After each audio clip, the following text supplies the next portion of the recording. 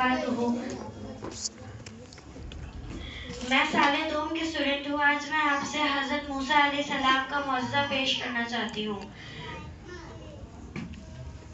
हज़रत मूसा अलैहिस्सलाम का बहर कुलज़ुम को मौजूद तौर पर पार करना एक अहम वाक़या था।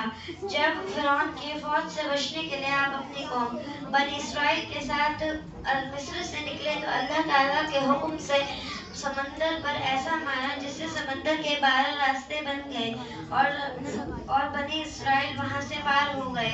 फ़िरौन और उसका लश्कर ताक़ुब करते हुए गर्क हुए।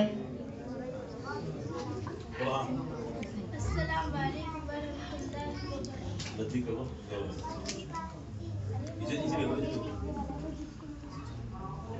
हज़रत नूह अलैहिस्सलाम की कश्ती का हज़रत